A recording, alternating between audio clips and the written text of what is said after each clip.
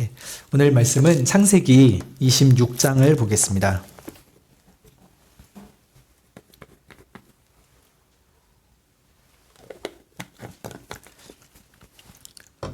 설교 내용은 1절부터 쭉 보려고 하지만 시간 관계상 23절부터 교독하겠습니다.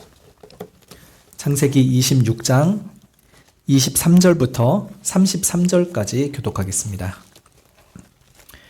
이삭이 거기에서부터 브엘세바로 올라갔더니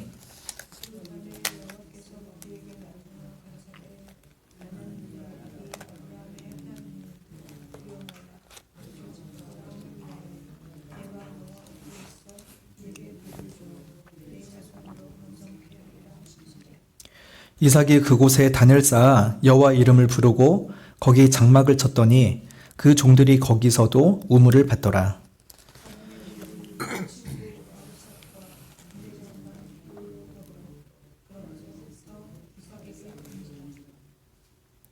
이삭이 그들에게 이르되 너희가 나를 미워하여 나로 너희를 떠나가게 하였거늘 어찌하여 내게 왔느냐?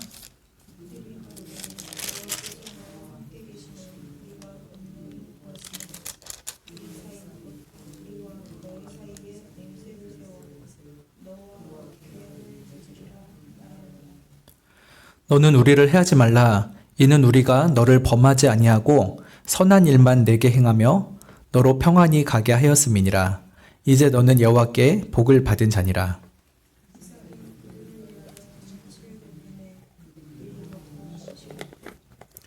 아침에 일찍 일어나 서로 맹세한 후에 이삭이 그들을 보내매 그들이 평안히 갔더라.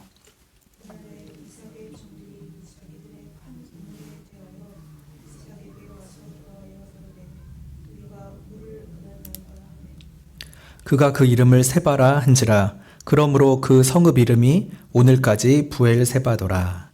아멘. 네. 창세기에서 12장부터 마지막 50장까지는 족장들의 이야기입니다. 1대 족장은 아브라함, 2대 족장은 이삭, 3대 족장은 야곱, 4대 족장은 요셉이죠. 1월 중에 제가 수요 설교한 적이 있었는데 그때는 1대 족장 아브라함에게 주신 하나님의 언약을 보았습니다. 그때 땅, 자손, 복에 대한 약속을 주셨다라고 했죠. 그것이 장차 하나님의 나라로 이루어질 것이고 하나님의 백성이 되며 하나님이 통치하시는 복이 무엇인지를 드러내는 하나님 나라에 대한 예표라는 것을 말씀을 드렸었습니다. 근데 이 약속은 아브라함 한 사람에게 뿐만 아니라 그의 아들 이삭, 또 그의 아들 야곱, 또 그의 아들 요셉과 여러 아들들에게도 동일하게 이어지는 약속입니다. 이렇게 구약의 12지파 뿐만 아니라 장차 예수님이 오신 후에는 이방인들 가운데도 이 하나님 나라에 대한 약속이 이루어질 것이라 라고 하였죠. 오늘은 2대 족장 이삭에 대한 이야기를 하려고 합니다. 이삭에게도 똑같이 아브라함과 똑같이 주셨던 은혜 언약과 그 성취에 대한 말씀을 드리려고 하고요. 이것이 우리들의 삶 가운데 어떻게 적용될지에 대한 말씀을 드리고 싶습니다. 이삭에 대한 기록은 이 4명의 족장사 가운데서도 가장 적게 기록이 되어 있습니다. 여러분 이삭하면 떠오르는 사건 뭐가 있으신가요? 이삭 탄생 때부터 한번 기억해 보실까요? 이삭은 아버지가 무려 100세 때 낳은 아들이죠. 그냥 외아들 독자 정도만 해도 정말 이렇게 귀나미처럼 키우잖아요. 근데 아버지가 100세에 낳았다. 와, 이러면 정말 말 그대로 눈에 넣어도 피는 나겠지만 아프지 않을 그런 아들이겠죠. 그리고 이삭이 10대가 됐을 때 하나님이 아브라함에게 시험을 하셨죠. 모리아 산에 가서 그 이삭을 갖다 바쳐라. 생각해보면 지금 은수 정도 되는 나이입니다. 근데 늙은 아버지가 이 은수만한 애를 데리고 잡아 죽이려고 결박을 하면은 아이가 그걸 눈치를 채면은 당연히 뿌리치고 도망갈 수 있겠죠. 근데 이삭은 정말 순한 양처럼 자기의 손을 내밀고 제단 위에 눕습니다. 벌써 이때도 이삭이 참 이렇게 믿음이 나름 괜찮았던 것 같아요. 예. 효심이라고 할런지 믿음이라고 할런지 모르겠으나 참 그 성품이 온유했던 것 같습니다. 이삭이 40세 때 드디어 결혼을 합니다. 좀 늦게 결혼했죠. 아브라함이 이삭에게 아내를 주기 위해서 그 먼 고향 땅에 종을 보내가지고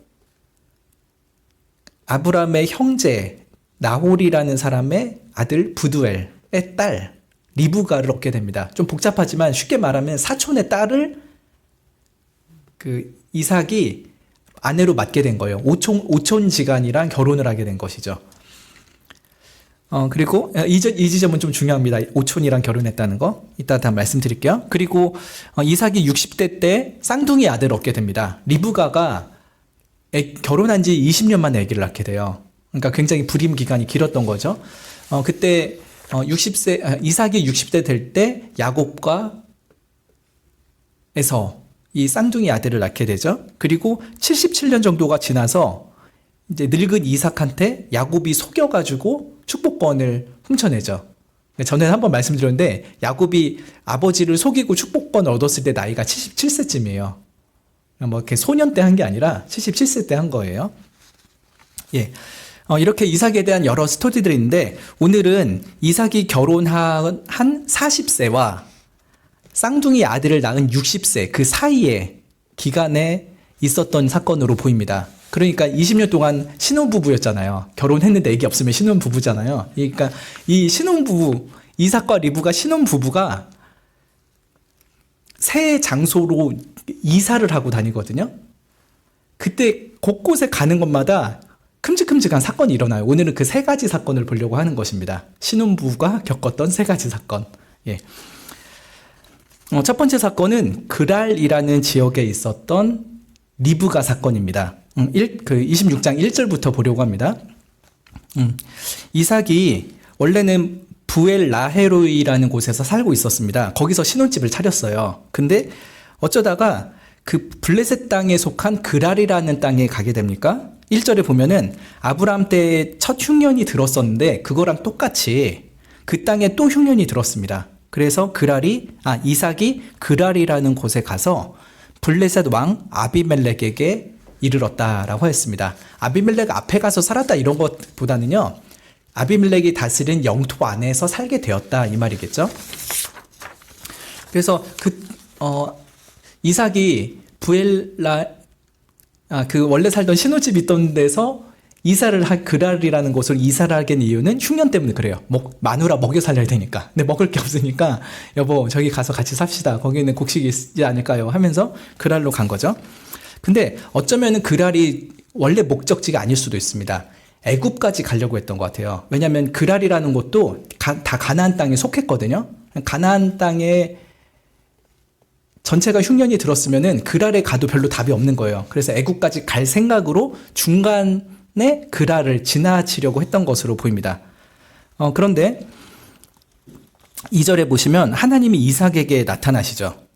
아마 이삭이 하나님과 직접 대면하여서 말씀을 들은 것은 이번이 처음일 겁니다. 아버지는 그런 일을 많이 겪었다는 걸 들었겠죠. 아빠 진짜 하나님 아빠한테 나타났어요? 이런 거 물어보고 그랬겠죠. 근데 이삭한테는 이번에 처음 나타난 거예요. 그래서 하시는 말씀이 뭡니까? 애굽으로 가지 말아라 입니다. 이거는 이삭이 마음속에 애굽으로 갈 마음이 있었다는 거겠죠. 그래서 너 거기 가지 말아라. 대신 내가 너에게 지시하는 땅에 거하라 라고 합니다. 그럼 너에게 지시하는 땅이 어디이겠습니까? 3절에 보면은 이 땅에 유하면이라고 해요. 그러니까 그랄이죠. 그리고 그랄은 더 넓게는 가나안 땅에 속해 있는 지역이거든요. 한마디로 말하면 너 애굽 땅 가지 말고 내가 아버지에게 약속했던 가나안 땅에 머물러라 라고 하는 것입니다. 그럼 어떻게 된다고 합니까? 내가 너와 함께 있어 너에게 복을 주고 내가 이 모든 땅을 너와 너의 자손에게 주겠다라고 약속을 하시죠. 그래서 3절에 이 땅은 좁게는 그랄이고요. 더 넓게는 약속의 땅, 가나안 땅 전체를 의미하는 것이죠. 이삭이 가나안 땅에 계속 있을 때 하나님께서 주시고자 하는 약속이 세 가지가 있습니다. 근데 잘 보시면요. 전에 아브라함한테 약속했던 세 가지랑 똑같습니다. 3절 하반절에 보시면 내가 이 모든 땅을 너와 내 자손에게 주리라 라고 하죠. 그럼 땅을 주겠다는 약속이죠. 그리고 3절 더 뒤에 그리고 4절에 보면은 내가 너의 아비 아브라함에게 맹세한 것을 이루어서 너의 자손을 하늘의 별과 같이 번성케 하리라. 이 모든 땅을 내 자손에게 주리라 라고 하죠. 그래서 땅 주겠다, 자손 주겠다 약속을 이렇게 또 하십니다. 그리고 마지막으로 4절 하반절에 내 자손을 인하여 천하 만민이 복을 받으리라 하면서 복의 약속을 하시죠. 즉 아브라함에게 하셨던 그 약속을 이삭에게 똑같이 해주시는 겁니다. 아브라함한테는 여러 가지 사건과 몇 해 동안에 걸쳐서 이 약속을 다양하게 해주시거든요. 근데 지금 이삭한테는 한 번에 종합해서 주시는 거예요. 이 약속을.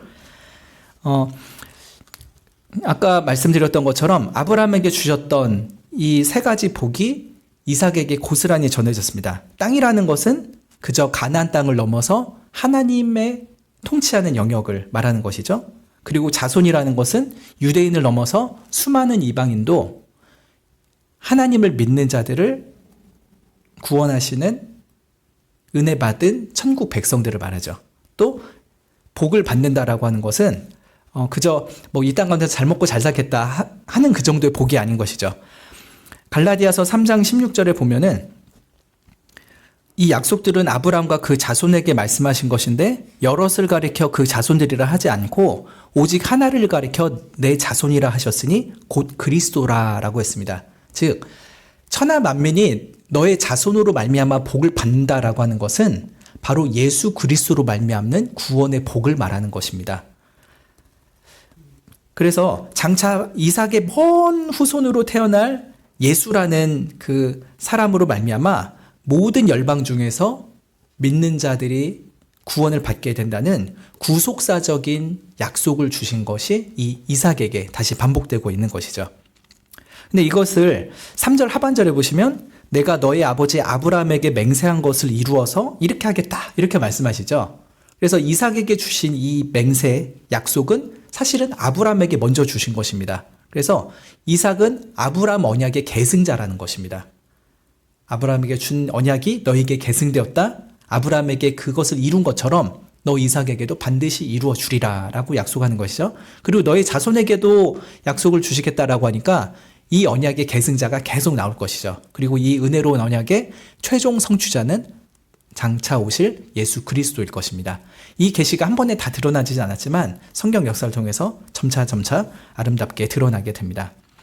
아무튼 이 3, 4절의 약속 가운데 이삭이 많은 위로를 받았겠죠. 그리고 5절에 보시면 이는 아브라함이 내 말을 순종하고 내 명령과 내 계명, 내 율례, 내 법도를 지켰음이니라 라고 합니다.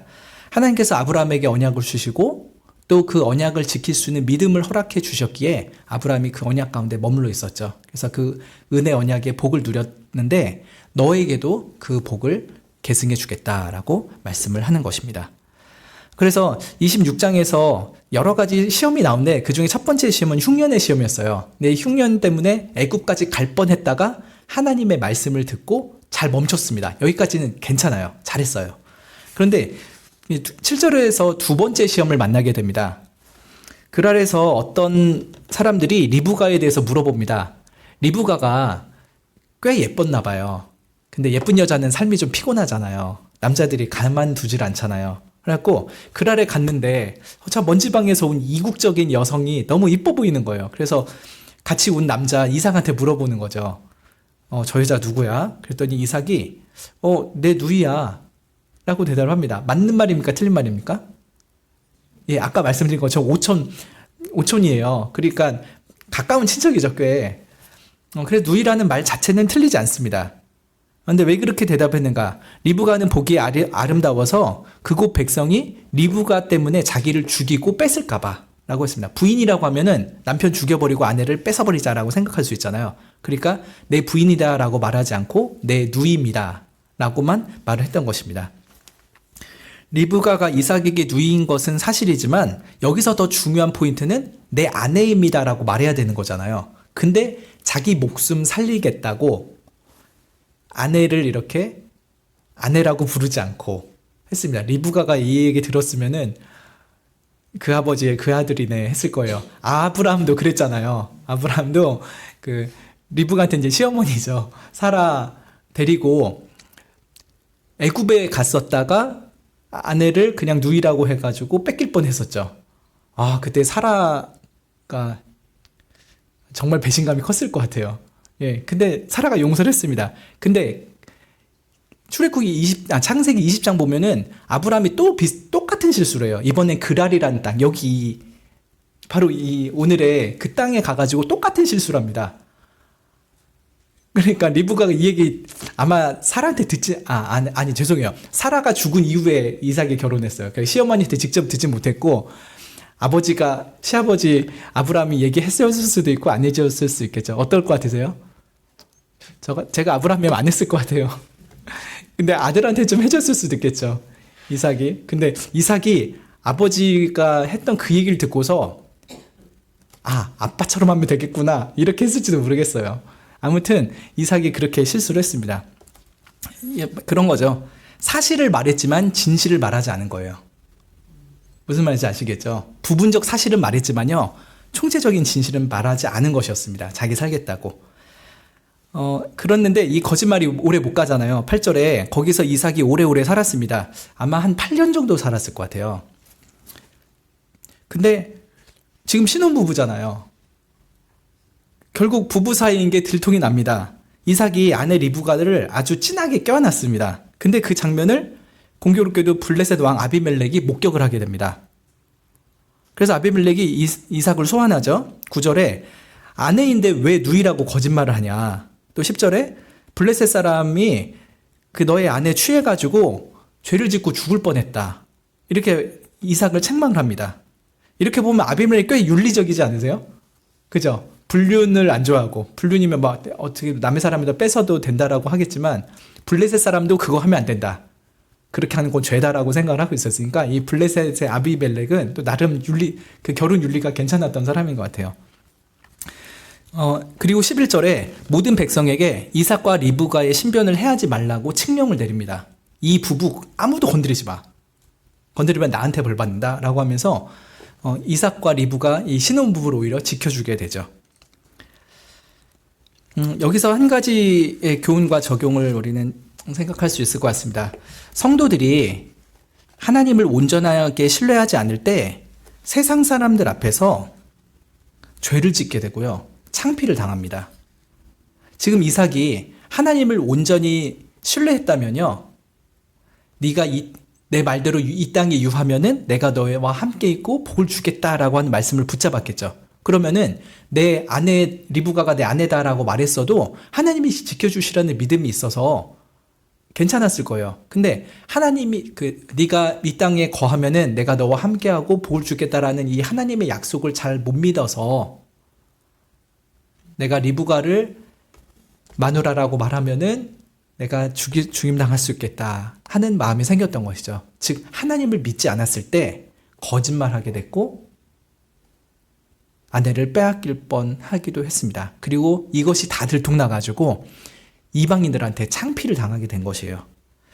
성도들 역시 우리가 자기 신변을 지키려다가 거짓말하게 되기도 하죠. 또 세상껏 욕심내다가 도둑질을 하기도 합니다. 뉴스 보면은 뭐 믿는 목사라고 하는데 돈을 횡령하는 사람들, 뭐 장로라고 하는데 나 교회 장로야, 나 믿을만 하잖아 그러면서 누구한테 돈 빌리고서는 도망치는 사람들, 이런 얘기가 있잖아요. 사람들을 두려워하다가 하나님을 부인하게 되기도 하고요. 조금 더 편하려고 불법을 저지르는 죄를 짓기도 합니다. 또 기독교 중에도요, 화를 못 참고 막 길길이 성질내는 사람도 있잖아요. 근데 나중에 저 사람 교회 다니는 사람이다 알려지면요, 야, 사랑의 하나님 믿는다는 사람이 교회 다닌다는 사람이 분노 조절 장애야? 이러면서 욕을 먹습니다. 그 성도만 욕 먹는 것이 아니라 하나님까지도 욕을 먹게 되는 것이죠. 그래서 이런 불신앙으로 말미암아 유혹과 시험에 넘어지지 않도록 우리는 정말 하나님을 온전히 신뢰해야 될 것입니다. 저 사람 평상시에 참 괜찮아 보였는데 알고 보니까 교회 다닌대. 와, 교회 다니는 사람 참 괜찮구나. 나도 교회 좀 가봐도 괜찮을 것 같은데, 딴 사람 모르겠는데 저 사람 보면은 나도 좀 교회 가봐도 될 것 같다, 이런 마음이 드는 삶을 세상 사람들 가운데서 살아가면 좋겠습니다. 세상 사람들이 우리들도 칭송을 하겠지만요, 무엇보다 하나님을 칭송하게 될 것입니다. 그런 일들이 초대교회 가운데 있었잖아요. 예루살렘 초대교회 성도들이 자기들의 그 많은 재산들을 어느 정도 정리해서 가난한 사람들에게 나눠주고 함께 우애하고 힘든 사람 도와주고 하는 모습을 보면서 불신자들이 그 초대교회 성도들 보면서 존경을 하고 두려워하고 또 많은 사람들이 교회로 들어왔다라고 사도행전은 말씀을 하고 있습니다. 우리가 교회 다니는 사람들끼리 사는 게 아닌 거잖아요. 불신자들과 섞여서 살아갑니다. 그래서 세상 사람들 가운데서 우리가 하나님의 백성답게 살아가고 하나님의 백성이라는 것이 명예스럽게 드러날 정도로 우리가 하나님을 믿음으로 말미암아 사람들 가운데서도 정의로운 삶, 공의로운 삶, 덕스러운 삶을 살아가게 되면 좋겠습니다. 이번 사건으로 인해서 이삭은 많이 배웠던 것 같아요. 그 후로는 신앙이 부쩍부쩍 좋아지는 게 보이거든요. 이 미숙함과 불신앙에 대해서 하나님은 용서를 해주셨고요. 오히려 역설적으로 아비멜렉을 통해서 이 두 부부의 삶을 안전하게 보호해 주셨죠. 이제 두 번째 사건은 12절부터 25절에 있는 사건인데요. 장소가 좀 바뀝니다. 아까 첫 번째는 그랄 성읍에 가까웠어요. 성읍. 그리고 리브가 사건이었죠. 이제 12절부터 있는 두 번째 사건은 그랄 골짜기와 우물 사건입니다. 그랄 골짜기에서 일어난 우물 사건입니다. 약속대로 하나님은 애굽에 가지 않고 가나안 땅에 머물러 있는 이삭에게 생명을 보호해 주실 뿐만 아니라 하나 복을 더해 주셨어요. 뭐냐면 물질의 복이었습니다. 12절부터 보시면 이삭이 그 땅에서 농사하여 그 해에 100배나 얻었고 여호와께서 복을 주심으로 그 사람이 창대하고 왕성하여 마침내 거부가 되어 14절 양과 소가 떼를 이루고 노복이 심히 많았다 라고 합니다. 농사를 졌는데 굉장히 많은 소출을 얻은 거예요. 근데 이삭이 전문 농사꾼이 아니잖아요. 유목민이었죠. 그래서 이렇게 농사를 잘 질 리가 없는데 100배나 수확을 얻었다라고 하는 거는 정말 하나님께서 복을 부어주셨다라고 하는 부인할 수 없는 증거가 되는 것이죠. 이렇게 식물이 풍성할 뿐만 아니라 양과 소, 동물떼까지도 매우 풍성했습니다. 노복이 10이 많았다라고 한 게 늙어서 복 받았다라고 오해하기 쉬운데 그게 아니라 노예들이 많다는 말이에요. 남종, 여종이 많았다라고 하니까 정말 이렇게 큰 세력이 된 것이죠. 이삭이 이렇게 하나님의 보호하심과 복주심 속에서 블레셋 웬만한 사람보다도 더 강성해졌습니다. 그래서 그때부터 블레셋 사람들이 이삭을 견제하기 시작합니다. 15절에 보시면 14절에 보면 그 블레셋 사람들이 큰 사람이 된 이 이삭을 시기했다라고 했죠. 그 시기가 구체적인 행동으로 드러납니다. 15절에 보시면 그 아비 아브라함 때에 그 아비의 종들이 판 모든 우물을 받고 흙으로 메웠더라 라고 합니다. 옛날에 아브라함이 이 그랄에서 산 적이 있었어요. 그래서 여러 개 우물을 만들어 놨던 거예요. 한 개가 아니라 여러 개를 만들었습니다. 그런데 그 우물들을 찾아다니면서 이 그랄 사람들이 다 흙으로 메꿔버린 거예요. 근데 우리나라는 물이 되게 어떻게 보면 되게 흔하잖아요. 너무 깨끗한 최상의 물을 수도꼭지만 틀면 콸콸콸콸 쓰잖아요. 우리 뭐 샤워할 때 물 아껴야 쓴다. 물이 없어서 샤워 못하고 그런 일은 없잖아요. 그냥 돈 아까워서 물을 아낄 뿐이지 물 자체가 없어서 아끼진 않습니다. 그런데 팔레스틴 같은 경우는 물 한 방울이 너무 귀한 곳이죠. 1년 내내 비가 안 오다가 겨울에 비가 좀 와요. 그거 가지고 1년을 버텨야 되는 곳입니다. 이제 그 물들이 지하수로 오면은 그걸 우물로 파가지고 생활을 해야 되는 것이죠. 근데 그러니까 팔레스타인에서는 우물이라는 거는 절대적인 생존 요소입니다. 그거 없으면 죽는 거예요. 근데 우물을 메꿔버린다. 이거 무슨 말입니까? 생명을 위협하는 거예요. 매우 잔인한 거의 살인 행위입니다. 그리고 선전포고이고 추방령이죠. 이렇게 되면은 정말 이렇게 살 수 없다라는 위협감을 강하게 느낄 수밖에 없는 것입니다. 근데 여기에다 이제 아베멜렉이 왕이 최후 통첩을 합니다. 16절에 뭐라고 합니까? 네가 우리보다 크게 강성한즉 우리를 떠나가라 합니다. 우물 다 메꿔버리고 너 너무 세서 우리가 감당 못하니까 나가 라고 추방령을 내린 것이었습니다. 예전에 아비멜렉은 한때 이삭과 리브가에게 호의를 베풀었었죠. 근데 이삭이 너무 복을 받으니까 시기 질투하면서 이삭을 추방을 합니다. 단순하게 이삭만 추방한 게 아니라요, 이삭의 하나님까지도 이 땅 가운데서 추방한 것이다 라고 생각할 수 있는 것이죠. 성도가 이 세상에서 살면서 잘 되면요, 안 믿는 사람들이 시기 질투할 때가 있습니다. 그냥 공연히 예수 믿는 사람들이 잘 되는 게 싫은 거예요. 근데 그거는 우리를 미워하는 것보다 우리의 하나님을 미워하기 때문입니다. 요한복음 15장에서 예수님이 이런 말씀을 하셨잖아요. 세상이 너희를 미워하면 너희보다 먼저 나를 미워한 줄 알아라. 너희가 세상에 속했으면 세상이 자기 것을 사랑할 것이지만 너희가 세상에 속한 자가 아니고 도리어 내가 너희를 세상에서 선택했기 때문에 세상이 너희를 미워한다 라고 했습니다. 근데 여기서 이삭이 지금 되게 세력이 세잖아요.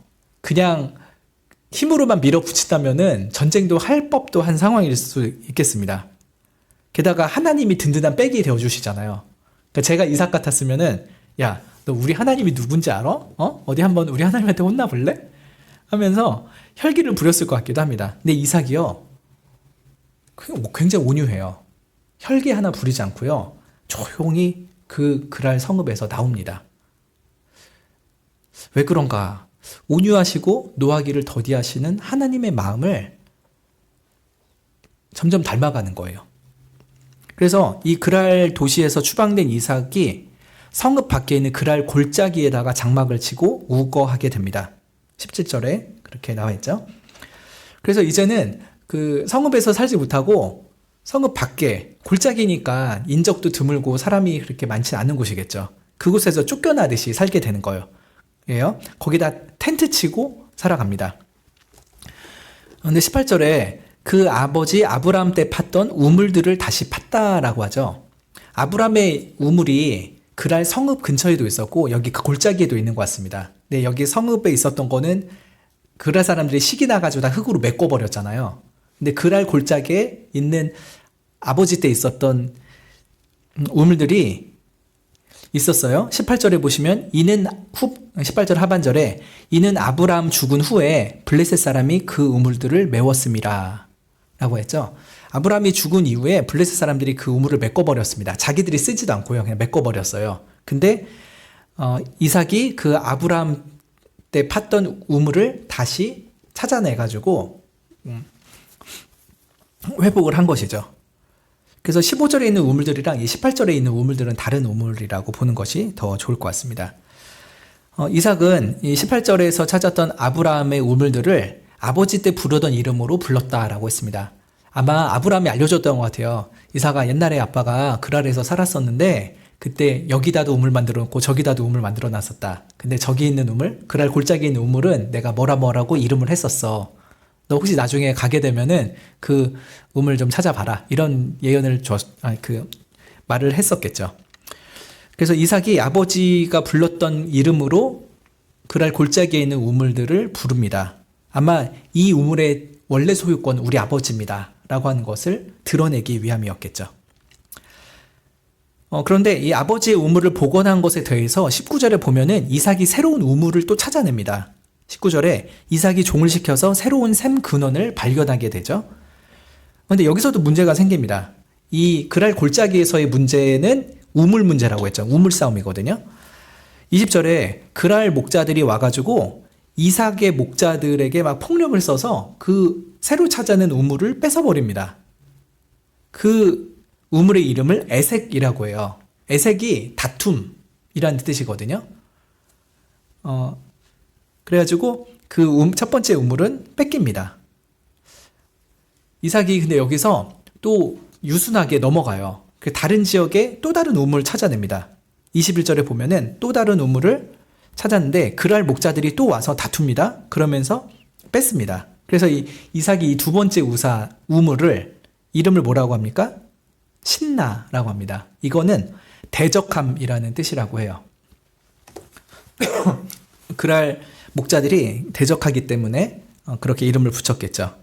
그래서 에색이라는 우물도 뺏기고 신나라는 우물도 뺏깁니다. 근데 이렇게 두 개를 뺏겼는데도 이삭이 순순히 또 양보를 합니다. 물리력만 보자면 블레셋보다 더 강성했기 때문에 얼마든지 싸워서 되찾아올 수도 있었겠죠. 그러나 이삭은 온유한 마음으로 자리를 옮기고 세 번째 우물을 팝니다. 그래서 정말 또 성공을 했는데 그때부터는 다툼이 없었습니다. 22절에 보면은 그 우물의 이름을 뭐라고 합니까? 르호봇이라고 합니다. 읽어보면 이제는 여호와께서 우리 장소를 넓게 하셨으니 이 땅에서 우리가 번성하리로다 라는 마음을 담은 것이죠. 르호봇은 장소가 넓다라는 뜻이라고 해요. 우물 이름을 보고 야 이제 하나님께서 이 그랄 골짜기를 우리에게 주시고 여기서 먹고 살 수 있는 우물도 주셨으니 여기서 우리가 잘 정착을 하자라고 하면서 르호봇이라는 이름을 그 우물에게 준 것입니다. 하나님께서 이 땅에서 우리를 번성하게 하시리라는 소망을 담아서 이렇게 이름을 붙였던 것이죠. 이 두 번째 그랄 골짜기의 우물 사건에서도 우리가 교훈과 적용을 찾을 수 있을 것입니다. 제가 질문 하나 해볼게요. 하나님을 잘 믿으면 무조건 잘 살게 된다. O입니까? X입니까? X예요. 근데 하나님을 잘 믿으면 무조건 복받고 부자 된다라고 가르치는 목사들이 꽤 많아요. 이거를 번영신앙이라고 하거든요.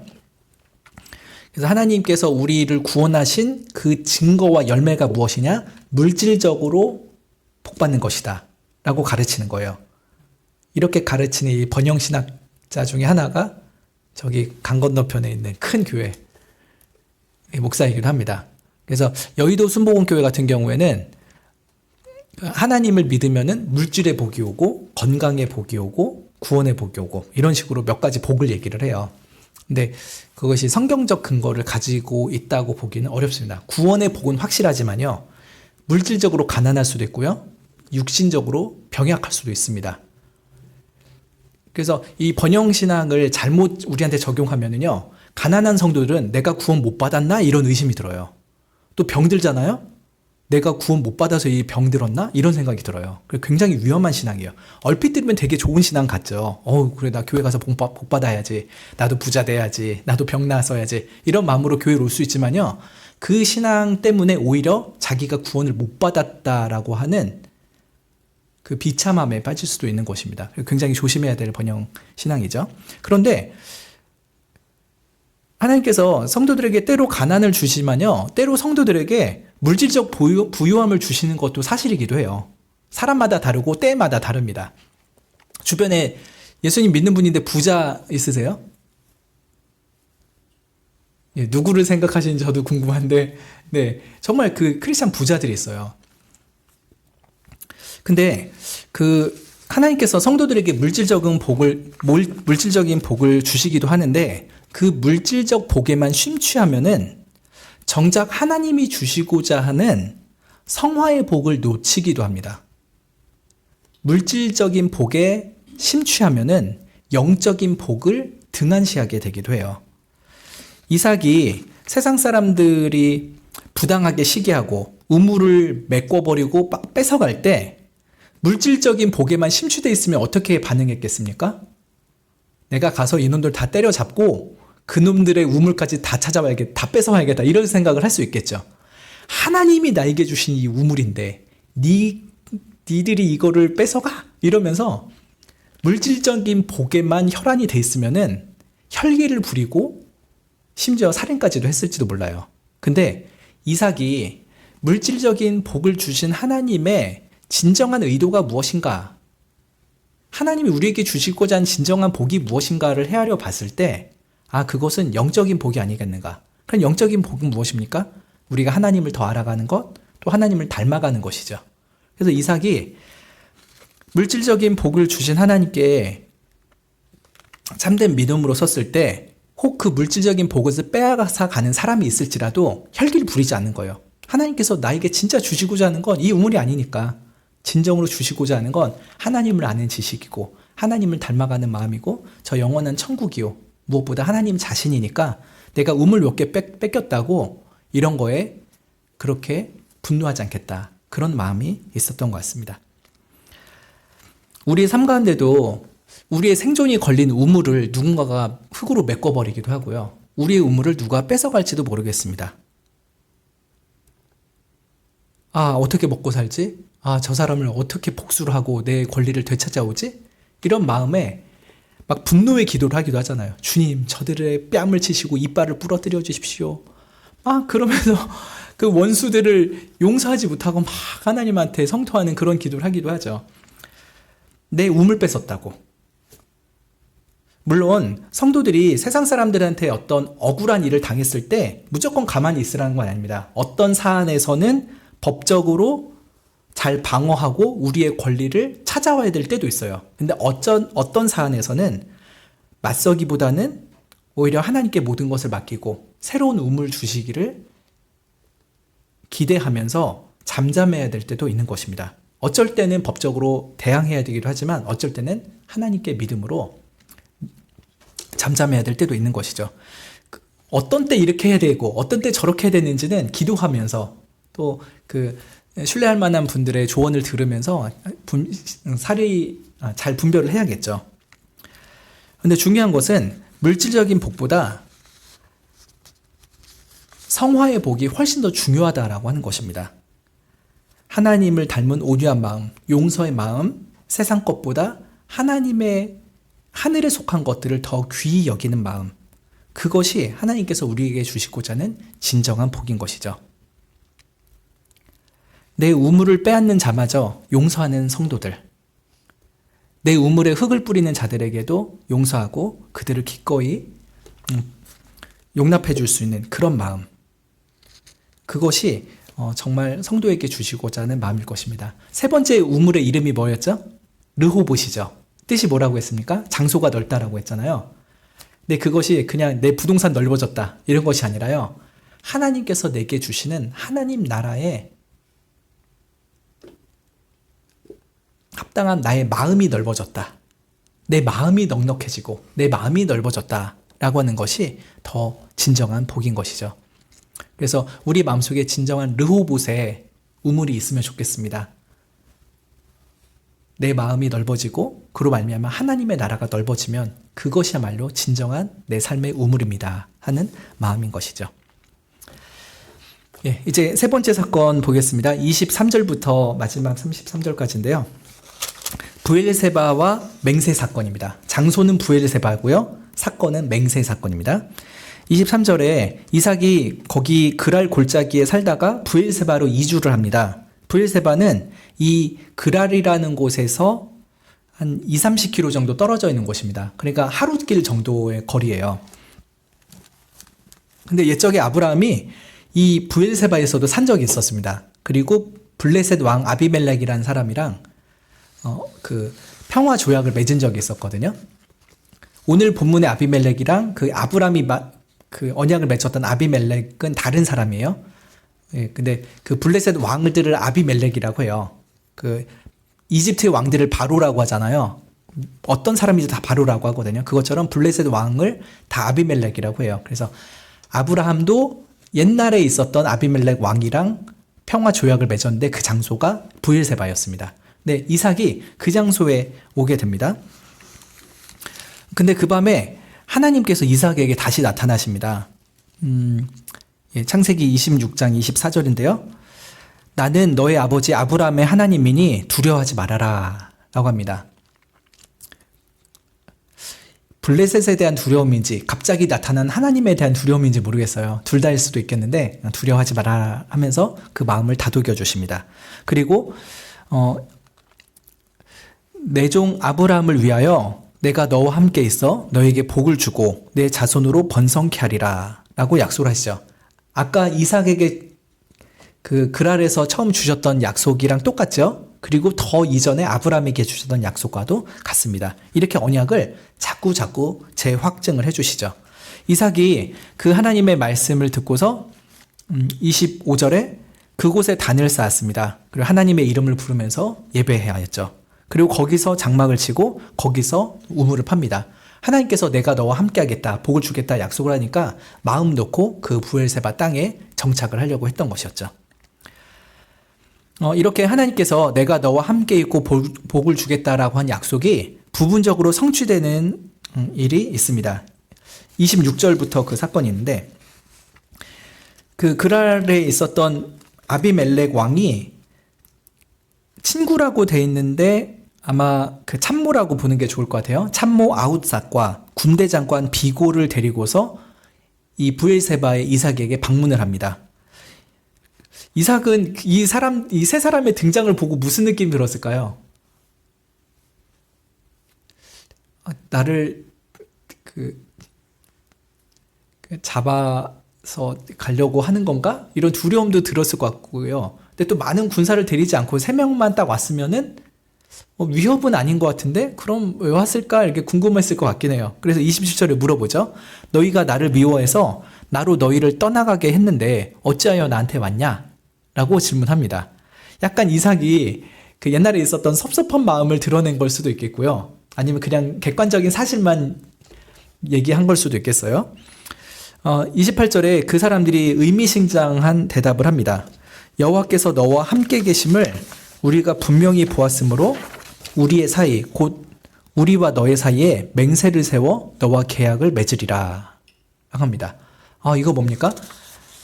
이 블레셋 왕과 고위직이 봤는데 이삭은 뭔가 특별한 사람이라는 거예요.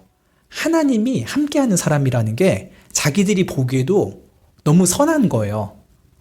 그래서 이삭이 그랄 골짜기에서 멀리 떠나긴 했지만 그래도 이삭이 우리한테 위협적인 존재가 되면 안 되겠다. 차라리 이삭을 우리 편으로 만들고 이삭과 평화 조약을 맺어서 이삭한테 우리가 복수당하는 일은 막아야겠다라고 생각했던 것으로 보입니다. 물론 블레셋 사람들은 다신론자이기 때문에 하나님을 유일한 참신으로 믿으면서 이런 얘기한 건 아니에요.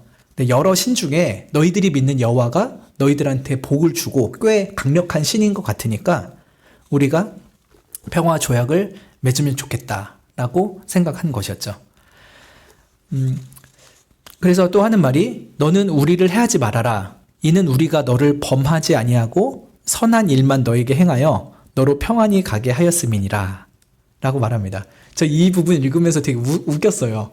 아니 진짜 입에 침도 안 바르고 이렇게 쌩 거짓말을 하네 싶었죠. 29절에 너 우리 해하지 마, 해코지 하지 마 이렇게 이삭한테 말을 하는 거잖아요. 근데 왜 그런다고 이유를 붙입니까? 우리가 너한테 범하지 않았잖아. 그리고 착한 일만 해줬잖아. 그리고 너로 평안히 가게 해줬잖아 라고 말하는데 와 정말 이런 거짓말쟁이들이 따로 없죠. 그리고 끝에 하는 말이 이제 너는 여호와께 복을 받은 자니라 라고 합니다. 너는 여호와께 복을 받은 자다. 이 29절 말 가운데 제대로 된 말은 맨 마지막에 한마디밖에 없어요. 너는 여호와께 복을 받은 자다. 이 말 외에는 다 거짓말이죠. 이삭을 쫓아낼 때 그 패기, 우물을 뺐을 때 그 악랄함은 다 어디 가고요. 지금 잔뜩 겁을 먹고서는 이삭한테 아부를 하고 있죠. 비위를 바치고 있습니다. 제가 이삭 같았으면요. 소금 한 바가지 가져와가지고 막 뿌리면서 쫓아냈을 것 같아요. 근데 이삭이 그러지 않죠. 그들의 잘못도 알고 그들의 속셈도 다 압니다. 그런데 알아도 속아줘요. 알아도 넉넉하게 받아줘요. 이것이 정말 여호와께 복을 받은 자의 넉넉함이라 할 수 있겠죠.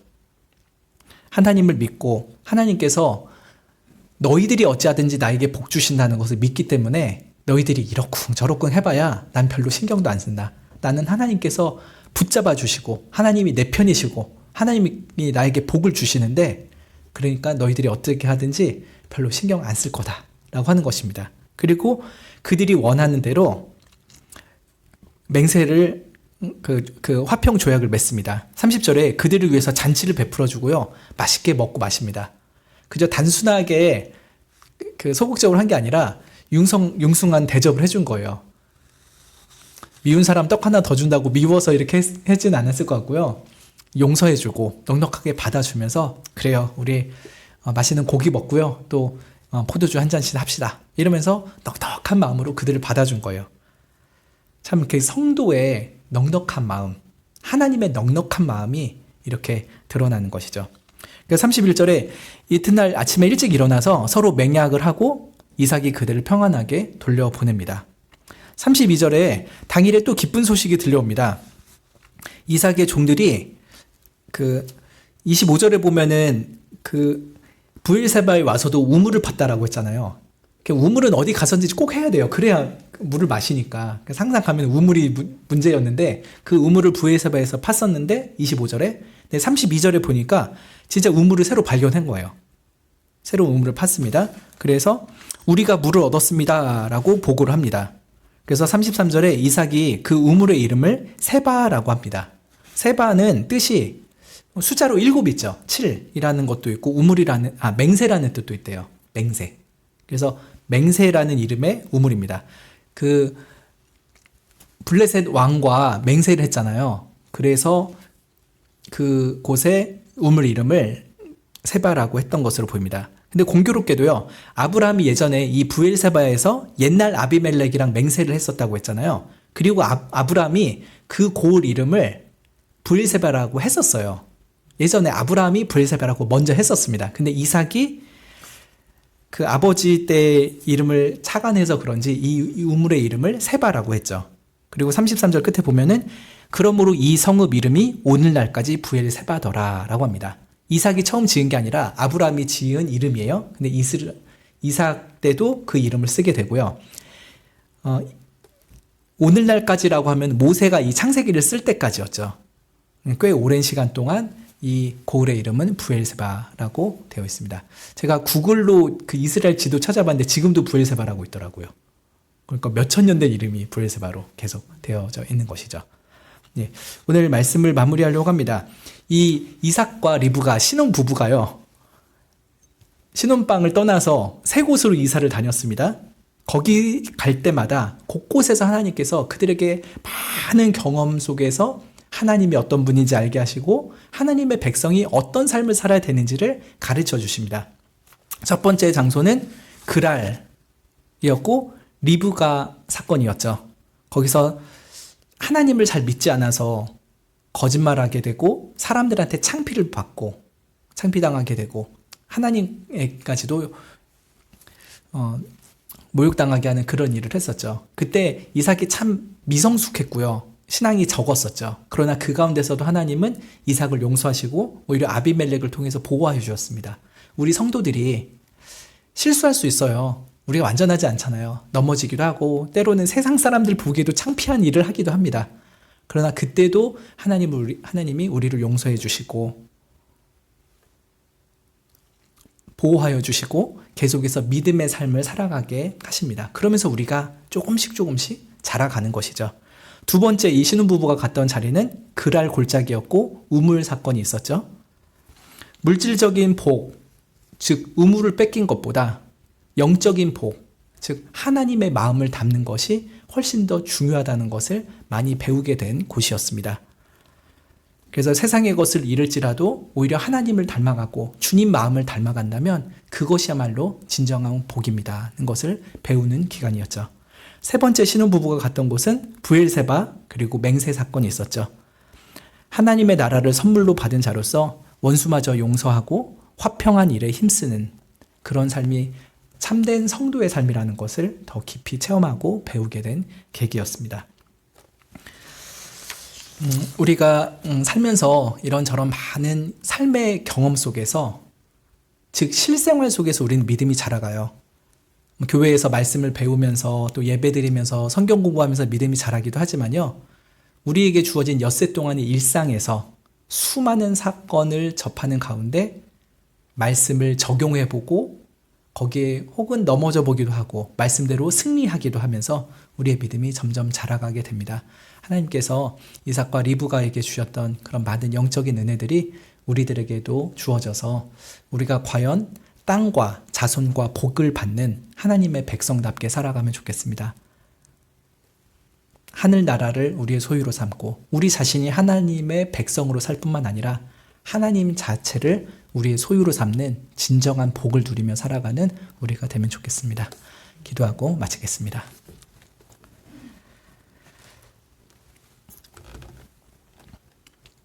이삭과 리브가에게 하셨던 것처럼 우리가 삶의 여러 상황 속에서 좌충우돌하면서 믿음이라는 것을 조금씩 배워갑니다. 하나님이 우리에게 무엇을 가르치시고 또 무엇을 원하시고 무엇을 주시고자 하시는지 우리가 말씀 속에서 배워가고 또 삶 속에서 그것을 적용하며 배워갈 수 있게 도와주시길 원합니다. 이 길고 긴 나그네 여정이 끝날 때쯤에 더욱더 하나님을 깊이 알아가게 하시고 조금 더 예수님을 닮아가는 우리가 되면 좋겠습니다. 그러한 은혜를 우리에게 한량없이 부어주시기를 간절히 바라며 저 영원한 천국에서 완성된 모습으로 하나님 앞에 설 때까지 우리의 손을 굳게 붙잡고 나그네 길을 동행해 주시옵소서. 예수님의 이름으로 기도드립니다. 아멘.